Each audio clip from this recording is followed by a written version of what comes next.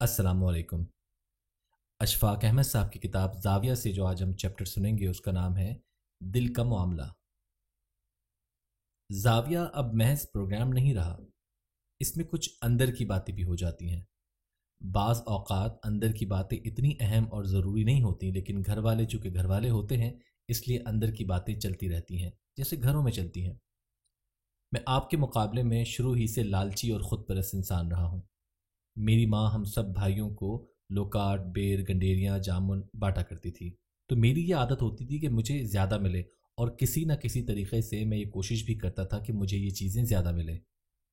आज बाज़ार से गुज़रते हुए मैं सोचता हूँ कि तब मैं हलवाई की दुकान के आगे से बहुत आराम और आहिस्तगी से गुज़रता था और चीज़ों को उस वक्त तक गर्दन घुमा कर देखता था जब तक वो नज़रों से ओझल ना हो जाती। और ईद के रोज़ तो मैं हर बड़े बुज़ुर्ग को खामखा सलाम करता था, और उन्हें भी जिन्हें मैं जानता भी नहीं था, ताकि ईदी मिल सके। ज़िंदगी ऐसी ही चलती रही। पिछले साल ये ख्वाहिश बड़ी तेज़ी से पैदा हुई कि क्या मैं भी कोई सर्विस कर सकता हूँ, यानी मैं भी किसी खिदमत की जानिब रुजू कर सकता हूँ। मेरे से छोटे बड़े बड़े काम कर रहे हैं, हस्पताल बना रहे हैं, तालीमी इदारे खोल रहे हैं और रफ़ाही काम कर रहे हैं। मुझसे आया ये काम हो सकेगा? मेरी किस्मत में ऐसा करना लिखा है या नहीं, मुझे इस बात का वक्त नहीं मिलता। इस दरख्वास्त का कोई जवाब नहीं मिलता था। गुज़िश्ता दिनों 22 दिसंबर को बहुत धुंध पड़ी और सारी रात हमारा इलाका शदीद धुंध में लिपटा रहा, लाहौर और सियालकोट ख़ास तौर पर। मैं अपने कमरे में रात के वक्त बिल्कुल अकेला था, बाकी सारे लोग घर के सोए हुए थे। मैं खिड़की खोल कर धुंध का नज़ारा कर रहा था और मेरा ख्याल था और मुझे यकीन था कि जब मैं अकेला हूँ और बहुत ही अकेला हूँ और रात का वक्त जिसकी बड़ी तारीफ़ की गई है, तो मुझे मेरे सवाल का जवाब मौसूल होगा। मैं उस वक्त अपनी महबूब चाय कैमोमाइल टी पी रहा था। ये बड़ी मुफीद होती है। इससे एक तो जहन के पर्दे खुलते हैं और कुछ रूह के पर्दे भी खुलते हैं, और उनमें कुछ अजीब तरह की मुनासबत पैदा हो जाती है। जब मैं इटली में था 54-55 बरस पहले, तो एक वाक़या पेश आया। मेरा कोई कसूर नहीं था। मेरे बॉस ने मुझे कुछ ऐसी बातें कह दी जो बर्दाश्त नहीं होती। दियार खैर में किसी और हुकूमत की नौकरी करते हुए कुछ ऐसा तासुर पूछा जाए कि आपके कबील का कोई और शख्स आपके मुल्क में मौजूद है जिसे हम अगले साल ट्राई कर सकें। यानी मुझसे ही पूछा जा रहा है कि तुम्हारी जगह किसी और को ला सकें। मैं बहुत दुखी था, हालांकि मैं अपनी लियाकत का पूरा इजहार कर रहा था। लेकिन हमारे बॉस की अपनी महबूबा से कुछ लड़ाई हो गई थी, और जो पहला बंदा उसकी राह में आया था वो मैं था, हालांकि मैंने लड़ाई नहीं करवाई थी, ना मेरा कोई कसूर था। तो वो एक तकलीफ दे शाम थी। जब मैं घर आया तो मैंने अपनी लाइन लिविंग से पूछा कि मुझे कोई अच्छी सी स्लीपिंग पिल लिख दें, मुझे तो पता नहीं। वो कहने लगी, तुम ये क्यों चाहिए तुम्हें? मैंने कहा कि मैं आराम से सोना चाहता हूँ, मैं तकलीफ़ में हूँ। उसने कहा, हम तो नींद की गोलियाँ नहीं इस्तेमाल करते, हम नहीं जानते, ये तो विलायती अंग्रेज़ लोग करते हैं। मैंने कहा, जब तुम पर कोई मुश्किल आ जाए तो फिर आप लोग क्या करते हो? कहने लगी, हम तो कैमोमाइल टी पी लेते हैं और आराम से सो जाते हैं। तुम भी पियो, तुम्हारे सारे दुख दूर हो जाएंगे। उसने अपना ओवरकोट पहना, ऊनी जूते पहनकर नीचे सीढ़ियाँ उतर गई और जाके कैमोमाइल टी का एक साशे खरीद लाई और मुझे उसमें गर्म पानी मिलाकर एक प्याली दे दी। मैंने उसे पिया तो नींद आने से पहले, अब ये तसव्वुर की बात आप कह लीजिए कि मैं बैठा था अपनी कुर्सी पर, तो मुझे बड़ा अच्छा सा लगा और मैंने कहा कि मैं कल सुबह अपने बॉस को जाकर बताऊंगा कि हाँ, मेरे जैसे 3 आदमी और भी हैं और आप उन्हें बुला सकते हैं तो बुला लो। मैंने कहा, ये तो कमाल की चीज़ है। उस वक्त से लेकर मैं अब तक जब कभी अच्छी कैफियत की ज़रूरत महसूस करना चाहूँ तो कैमोमाइल टी पी लेता हूँ। मेरे दोस्त मुझे वहाँ से भेजते हैं, अब यहाँ भी यकीनन मिलती होगी। ना भी मिले तो मैं आपको ये बात तफसील से इसलिए बता रहा हूँ कि कैमोमाइल टी आप ख़ुद भी पी सकते हैं।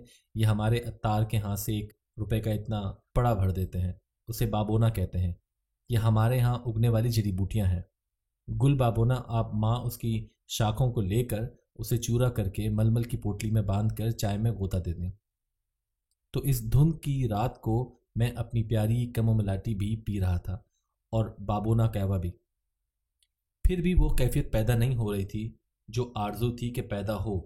और जब कभी मुझ पर यह ख्वाहिश तारी होती कि धुंध के जो दबीज पर्दे छट जाते हैं, कभी आपने धुंध को बहुत करीब से मुलाहिजा किया हो तो धुंध सारी की सारी ऐसे नहीं छाई रहती जैसे हमारे जहनों पर छाई रहती है। ये धुंध जो असली वाली है उसका रंग कुछ और तरह का होता है। ये रोल करती है और रोल करने के बाद उसकी दबाजत जब कम हो जाती है तो दरमियान में से एक लाइट पैदा होती है। पता नहीं वो लाइट कहाँ से आती है। آپ دھند کو دیکھیں، چاہے گاڑی میں بیٹھے ہوں، دبیز دھند کو دیکھیں تو اس میں ایک لمحہ، ایک وقفہ لائٹ کا ضرور آئے گا، پھر دھند گہری ہو جائے گی اور آپ کو کچھ نظر نہیں آئے گا۔ دھند کو دیکھنا، اس کے ساتھ وابستگی پیدا کرنا، ان مراحل کو طے کرنے میں بڑی آسانی عطا کرتا ہے۔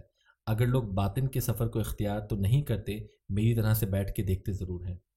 میں جب وہاں بیٹھا تھا تو مجھے میرے اس سوال کا جواب تو نہیں ملا کہ میں رہنے والوں میں سے بھی ہو سکتا ہوں یا نہیں، یا میں کوئی بڑا کام کر سکتا ہوں یا نہیں۔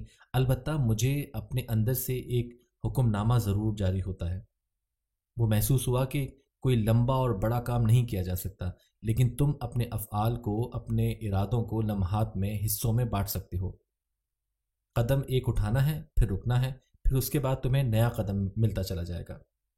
لیکن اس ایک قدم میں شرط یہ ہے کہ تمہیں یہ دیکھنا پڑے گا کہ جو کام کرنے لگو اس کام کے اندر دل بھی ہے کہ نہیں۔ کام ایک وجود والی چیز ہے، اور وجود کا ایک دل بھی ہوتا ہے۔ اگر اس کا دل نہیں ہے، پھر اس کی تلی ہے، جگر ہے، دماغ ہے، تو پھر اس کو نہ کرو۔ اگر اس میں دل کی منشا موجود ہے تو پھر اس میں داخل ہونے کی کوشش کرو۔ بہت سے کام ایسے ہوتے ہیں جو دل کے بغیر کیے جاتے ہیں اور چلتے ہیں۔ نہ کام میں دل ہوتا ہے، نہ اس فعل میں دل ہوتا ہے، نہ آپ کے آگے آنے والی چیز میں دل ہوتا ہے۔ اب تو سائنسدان کہتے ہیں کہ دل مکھی سے لے کر ہاتھی تک ہر ایک میں ہوتا ہے۔ وائرس تک میں ایک ایسی چیز ہوتی ہے جس کو آپ دل سے مشابہ کر سکتے ہیں۔ اگر اس میں دل ہے تو پھر کسی کام میں داخل ہو جاؤ۔ جب تم خلوص اور نیک نیتی سے داخل ہوگے کسی بھی چھوٹے کام میں، تو پھر آپ کو ایک اسٹیپ اور ملے گا چھوٹے انداز میں، اور یہ جڑتے جائیں گے، اور بڑا کام جس کا تم ذکر کرتے ہو یہ ان سے بھی بڑھ جائے گا۔ میں اس وقت سوچنے لگا میرے چھوٹے کام تو بس اتنے ہی ہیں کہ کبھی کبھی میں دونوں جیبوں میں ہاتھ ڈال کر اپنے انداز میں کسی کو بتائے بغیر میوزیم میں چلا جاتا ہوں اور ایک کونے سے دوسرے کونے تک گھوم پھر کر سامنے بینچ پر بیٹھ جاتا ہوں۔ وہاں چاہے فاسٹنگ بدھا ہو چاہے نہ ہو، یہ میرا عمل ہے۔ پھر کبھی کبھی یہ بھی ہوتا ہے کہ میں لاہور کے سب سے بڑے قبرستان میانی صاحب میں چلتا جاتا ہوں۔ تھک جاتا ہوں تو کسی قبر کے چبوترے پر بیٹھ جاتا ہوں، کبھی کوئی خطبہ پڑھ لیا، کبھی نہ پڑھا۔ اس عمل سے مجھے بڑی طمانیت حاصل ہوتی ہے کہ اب تو عمر کی وجہ سے میں اس طرح نہیں جا سکتا۔ پھر میں اپنی پوتی مایا، جس کا میں نے پہلے ذکر کیا تھا، اس کے چھوٹے بھائی کے ساتھ، میرے بڑے بھائی ہیں، ان کے پوتے پوتیوں کے ساتھ تھوڑا وقت گزار دیتا ہوں۔ بچوں کو اپنے بڑوں کے بارے میں جاننے کا بڑا شوق ہوتا ہے کہ وہ کیسے تھے، کیسے رہتے تھے۔ میں انہیں بتاتا ہوں کہ تمہارے دادا کو جانوروں کا بڑا شوق تھا، اور انہیں ایک عجیب طرح کی خوشی ہوتی ہے۔ انہوں نے کہا کہ ہمارے ڈیڈی کہتے ہیں کہ انہیں کتے رکھے ہوئے تھے۔ میں نے کہا ہاں، بڑے خونخوار کتے تھے، یہ ان کا شوق تھا، اور عام سے سیدھے سادے کتے گلی کے وہ بھی ان کے پاس آ جاتے تھے اور وہ کہتے تھے کہ چلو تم بھی آ جاؤ۔ میں نے کہا وہ تمہارے دادا یعنی میرے بڑے بھائی تھے، اب بچے ان کے بارے میں اور جاننا چاہتے تھے۔ مایا کہتی ہے دادا وہ سنا ہے کتے لڑاتے بھی تھے۔ میں نے کہا ہاں، کتے لڑاتے بھی تھے۔ اب میرے اور آپ کے ذہن میں جاگتی ہے کہ ہم رحم دل لوگ ہیں، اور اخبار میں ہم پڑھتے ہیں کہ بڑے جاگیردار زمیندار لوگ کتے لڑاتے ہیں اور بڑے خونخوار انداز میں لڑتے ہیں، تو بہت کم لوگ جانتے ہیں کہ کتوں کی لڑائی ایسی نہیں ہوتی جیسی ہمارے ذہن میں ہے۔ یہ بات میں مایا کو بھی بتاتا ہوں۔ گاؤں میں 3-4 ہزار کا ایک بڑا کھلا پڑ ہوتا ہے، کھلا میدان چھوڑا ہوتا ہے، کرکٹ کے میدان جتنا۔ ایک شخص ادھر سے کتا لے کر آتا ہے جو اس نے بڑی محنت کے ساتھ پالا ہوتا ہے، بادام چھوارے گھی مکھن کھلا پلا کے۔ دوسرا اپنی طرف سے لے کر آتا ہے، لیکن وہ عام سے دیسی کتے ہوتے ہیں جو انہوں نے پالے ہوتے ہیں۔ پھر وہ آہستہ آہستہ آگے بڑھتے ہیں اور پھر وہ ان کی سنگلی یعنی زنجیر کھول دیتے ہیں اور کتے آپس میں لڑ پڑتے ہیں۔ میں نے جب تک یہ لڑائی نہیں دیکھی تھی کہ کتے جھپٹتے کس طرح سے ہیں اور وہ کیسے ایک دوسرے کی کھال ادھیڑ دیتے ہیں اور برا حال ہو جاتا ہے، میرے ذہن و تصورات میں ایسی تصویریں بنتی تھیں۔ لیکن خواتین و حضرات، جب وہ کتے آپس میں لڑتے ہیں تو ایسے لڑتے ہیں جیسے اکھاڑے میں پہلوان لڑتے ہیں۔ وہ ایک دوسرے کی گردن میں دانت بھی گاڑتے ہیں جس سے تھوڑا بہت خون بھی نکلتا ہے، لیکن وہ کتے بس اکھاڑے کے پہلوانوں کی طرح ہی لڑتے ہیں۔ ایک کتا اپنا دایاں پنجہ اٹھا کر دوسرے کے گلے میں ڈالتا ہے اور اسے گرانے کی کوشش کرتا ہے، دوسرا پچھلی 2 ٹانگوں پر کھڑا ہو کر اس کو دھکیل کے پیچھے کر دیتا ہے۔ وہ دانتوں سے بہت کم کام لیتے ہیں اور اس طرح پنجوں سے بھی کام کم لیا جاتا ہے، اور وہ ایک دوسرے کی جسمانی طاقت سے ٹکراتے ہیں۔ جیتنے اور ہارنے کی شرط یہ ہوتی ہے کہ جو کتا گر جائے اور اس کی زمین پر پیٹھ لگ جائے، جسے کنڈی لگ جانا کہتے ہیں، وہ ہار جاتا ہے اور دوسرا جیت جاتا ہے۔ और फिर डगा डग ढोल बजता है और दूसरा हारा हुआ कुत्ता शर्मिंदा सा दुम दबा के मालिक के साथ जा रहा होता है। मालिक भी शर्मिंदा सा होके जाता है। जब मैं बच्चों को ये बात बता रहा था कि तुम्हारे दादा कुत्तों के ऐसे शौकीन थे और उन्हें इस किस्म के कुत्ते पसंद थे, तो माया कहती है, दादा ये बुरा फेल है और ये ऐसा फेल है जो नहीं किया जाना चाहिए। मैंने कहा कि जानवर से मोहब्बत के अंदाज और मज़हर हैं। अब देख लो ये मज़हर सचमुच आपके अंदर मौजूद है या कि नहीं, क्योंकि जब तुम्हारे दादा एक और उम्र को पहुंचे जो बिल्कुल आखिरी उम्र होती है, तो बेशुमार चिड़ियाँ उनके हाथ पर बैठकर उनके हाथ से आटा छीन लेती थीं।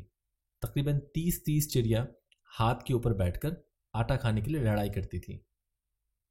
ये लंबी सारी कहानी सुनाने का मेरा मकसद ये था कि जब आप बात करते हैं तो एक ताल्लुक़ पैदा होता है, एक रिश्ता बनता है बच्चे के साथ या किसी बंदे के साथ, और आप इस बात में इतना डूब जाते हैं कि वो इस कहानी का दिल बन जाता है, सुनने वाले के लिए भी और सुनाने वाले के लिए भी। फिर आपको पता चलता है कि हाँ, अब आपको इसके बाद एक नया स्टेप मिलने वाला है और आप इस नए स्टेप में दाखिल हो सकते हैं, वरना मेरी आपकी रूटीन वही रहेगी जो चलती आई है और चलती आ रही है। इस धुंध के अंदर, ये एक सियाह और दबीज पर्दों के अंदर से जब रोशनी पैदा होती है, ऐसे इंसान की ज़िंदगी में बहुत दबीज और बड़ी गहरी धुंध के बाद रोशनी का एक स्पॉट आता है जिसमें बड़ी आसानी के साथ जाकर वो अपनी जगह हासिल करता है, क्रीज के अंदर आ सकता है। ज़िंदगी में काम करने के लिए अपनी क्रीज के अंदर रहकर खेलने की ज़रूरत है। आप हर वक्त छक्का नहीं मार सकते, हर वक्त चौका नहीं मार सकते, लेकिन आप अपनी क्रीज के अंदर रहकर, बहुत महदूद क्रीज के अंदर रहकर बहुत बड़ा मुजाहरा कर सकते हैं। 22 सितंबर को उस धुंध की वजह से ये बात खुलती गई और चलती गई। जाहिर है कि इसमें कैमोमिला टी का भी ज़रूर असर था और इस सोच का भी जो मेरे साथ चिमटी रहती है। मैंने अब ये तय किया है और मैं आपकी खिदमत में इसलिए अर्ज़ कर रहा हूँ कि आपने भी तय किया होगा। जिस दिन की मैं बात कर रहा हूँ, नया साल शुरू होने वाला था जो अब शुरू हो गया है, तो इसके लिए कोई बड़ा प्लान बनाने की, कोई ऊंचा ताजमहल तैयार करने की, कोई अजीम पा स्टील बनाने की चंदा ज़रूरत नहीं, क्योंकि हम सब ऐसा सफ़र कर सकते हैं। इसलिए कि हर कोई ये काम नहीं कर सकता। बहुत ही छोटे काम ऐसे हैं कि आदमी कितने दिलों को खुश कर सकता है। ना हींग लगे, ना फिटकरी, ना आपको ज़कात मांगनी पड़े, ना किसी के पास जाना पड़ेगा, ना आपको कोई ऊंचा काम करना पड़ेगा। जिस्मानी ज़िंदगी को बरकरार रखने के लिए बड़े काम हो रहे हैं, तालीम दी जा रही है, हस्पताल खुल रहे हैं। हस्पताल हमें जिस्म अता कर सकते हैं, हमें झारा भोलू और अनोखी बना सकते हैं, लेकिन आदमी तो कुछ और भी मांगता है। आदमी खाली जिस्म का तकाजा नहीं करता, भैंस खाली जिस्म है।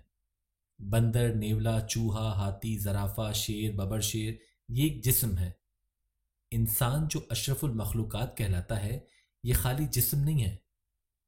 धुंध के अंदर से जो रोशनी का एक सवाल निकला है, वो है कि हमें बिल्कुल छोटा एक काम करना है। अपने इर्द गिर्द के बंदों को, निहायत छोटे बंदे को, ये तसल्ली और तशफ़ी अता करनी है कि मैं तुम्हारे साथ हूँ और तुम मेरे साथ हो, और इस साथ के अंदर एक अंकरा चला कि हमें आगे चलना है। हमारे पास कुछ नहीं है, हमने कुछ बड़ा काम नहीं करना, हमने कुछ चंदे इकट्ठे करके पंफलेट छपा के ऐसा कुछ नहीं करना है, लेकिन हमें चलते रहना है। आपने कभी दुकानदारों को देखा होगा, ऐसा भी होता है कि जो दुकानदार बहुत ज़्यादा ब्लैक मार्केटिंग करता है, उसने आयतों के छोटे छोटे कार्ड छपवा के रखे होते हैं। ये मैंने इस रमज़ान शरीफ में देखा है। एक तरफ दुरूद शरीफ छपा होता है, कुछ हलल मुश्किलात की आयत, और वो आपको साथ ज़रूर देता है। हमने कार्ड नहीं छपवाने, हमारे दिल का कार्ड जब निकले तभी निकले, ज़रूरी नहीं हर वक्त निकले। कई दफ़ा हम ऐसी कैफियत में भी होते हैं, जैसे मैं था इटली में और उस खातून ने मुझे चाय पिलाई और मुझे आराम से बिस्तर में छुपा कर सुला दिया। बड़ी मेहरबानी।